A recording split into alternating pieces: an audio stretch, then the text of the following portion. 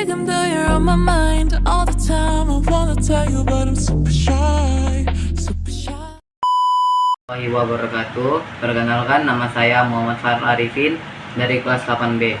Saya akan menjelaskan tentang kondisi perekonomian pada masa kemerdekaan. 1. Bagaimana kehidupan ekonomi Indonesia pada awal kemerdekaan? Pada awal kemerdekaan Indonesia, kondisi perekonomian sangat sulit. Pemerintah Indonesia yang baru merdeka harus membangun kembali infrastruktur yang hancur akibat perang. Selain itu, pengaruh kolonialisme membuat ekonomi Indonesia tergantung pada ekspor bahan mentah. Di bawah ini, kepemimpinan Presiden Soekarno, pemerintah mengambil alih sejumlah perusahaan asing yang melancarkan program ekonomi yang disebut ekonomi terpimpin. Namun, kebijakan ini tidak berhasil mengatasi masalah ekonomi yang ada dan justru mengakibatkan inflasi yang tinggi. Kehidupan ekonomi pada masa Orde Baru. Pada masa Orde Baru, pemerintah menerapkan kebijakan ekonomi yang berfokus pada pembangunan infrastruktur, pada pembangunan sektor industri. Hal ini berhasil meningkatkan pertumbuhan ekonomi Indonesia secara signifikan. Begitu pula dengan masuknya investasi asing dan meningkatnya ekspor dunia, Indonesia menjadi salah satu ekonomi terbesar di Asia Tenggara. Sayangnya, pembangunan ini tidak merata dan masih terdapat kesenjangan yang besar antara kota dan desa. Meskipun ekonomi tumbuh, banyak pihak mengkritik pemerintah Soekarno karena korupsi dan pelanggaran HAM yang merajalela. Pasca jatuh Soekarno pada tahun 1998, Indonesia memasuki era reformasi. Kehidupan ekonomi pada reformasi. Masa reformasi merupakan periode yang tidak stabil dan penuh tantangan bagi perekonomian Indonesia.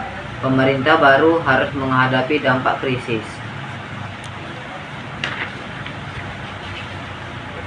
Pembangunan ilmu pengetahuan teknologi dan inovasi IPTEK memiliki pengaruh yang besar terhadap perekonomian suatu negara. Pembangunan IPTEK dapat meningkatkan efisiensi produk, mengembangkan produk baru, dan menciptakan lapangan kerja baru. Indonesia perlu terus berinvestasi dalam pembangunan IPTEK agar dapat bersaing di tingkat global dan menciptakan ekonomi berbasis pengetahuan yang lebih kuat. Dinamika penduduk. Dinamika kependudukan Indonesia. Kependudukan Indonesia mengalami perubahan yang signifikan seiring waktu. Tingkat kelahiran yang tinggi, penurunan angka kematian mengakibatkan pertumbuhan populasi yang cepat dalam beberapa dekade terakhir.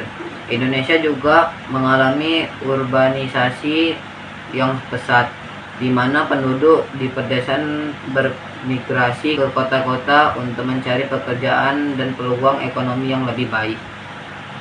2. Dampak dinamika penduduk bagi suatu negara. Dinamika penduduk dapat memiliki dampak yang signifikan bagi suatu negara. Tingkat pertumbuhan penduduk yang tinggi dapat menyebabkan tekanan pada sumber daya infrastruktur seperti air, pangan, pendidikan, dan kesehatan. Namun, dengan perencanaan yang baik, dinamika penduduk juga dapat menjadi potensi pembangunan ekonomi, seperti tenaga kerja yang produktif dan pasar konsumen yang besar. 3. Cara mengatasi permasalahan dinamika penduduk. Pemerintah Indonesia telah mengambil langkah-langkah untuk mengatasi permasalahan dinamika penduduk. Beberapa upaya yang dilakukan antara lain adalah sebagai berikut. Peningkatan akses terhadap pendidikan dan kesehatan. Penerapan program keluarga berencana sebagai upaya mengendalikan pertumbuhan penduduk. Pengembangan keterampilan pelatihan kerja bagi penduduk, terutama di daerah perkotaan. Pengembangan infrastruktur pengetahuan, teknologi, dan inovasi.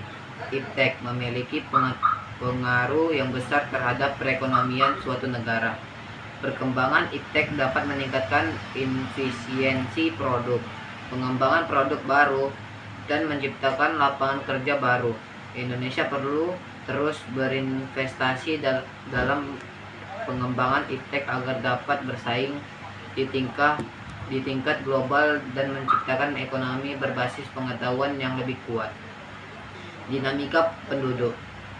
Dinamika kependudukan Indonesia mengalami perubahan yang signifikan seiring waktu.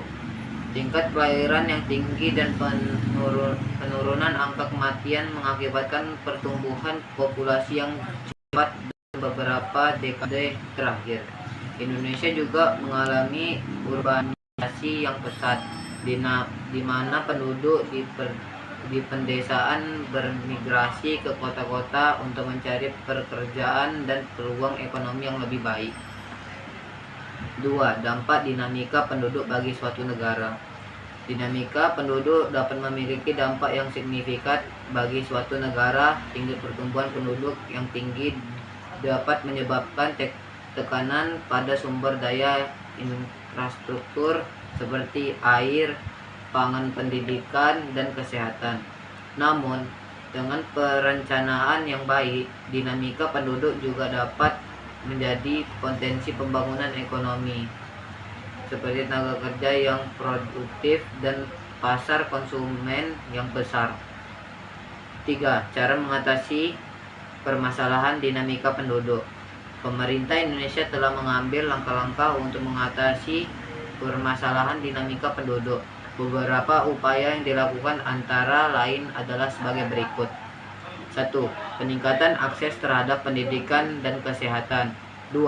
Penerapan program keluarga berencana sebagai upaya mengendalikan pertumbuhan penduduk. 3. Pengembangan keterampilan dan pelatihan kerja bagi penduduk, terutama di daerah perkotaan. 4. Perkembangan infrastruktur di daerah pedesaan mendorong pertumbuhan ekonomi dan menyeimbangkan migrasi penduduk.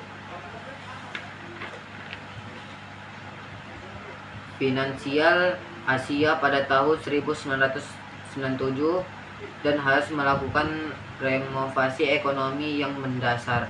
Di era ini, pemerintahan melakukan liberalisasi pasar menjadi stabilitas ekonomi dan keuangan, serta meningkatkan iklim investasi. Renovasi ekonomi ini membantu Indonesia keluar dari krisis dan melalui fase pertumbuhan ekonomi yang lebih stabil dan keberlanjutan pada tahun 2000-an.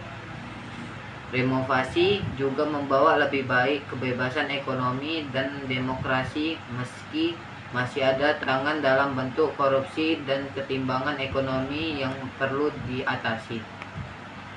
Perdagangan internasional. 1. Proses kegiatan ekspor dan impor. Ekspor dan impor adalah dua kegiatan penting dalam perdagangan internasional. Proses kegiatan ekspor dan impor meliputi langkah-langkah berikut. 1. Menentukan komoditas yang akan diekspor atau diimpor. 2. Persiapan dokumen dan izin yang dibutuhkan. 3. Negosiasi kontrak dengan pihak asing. 4. Pemrosesan dan pengemasan barang. 5. Pengiriman barang melalui jalur transportasi yang disepakati. 6. Pengurusan dokumen kebapeanan. 7. Pembayaran dan penyelesaian transaksi. 2.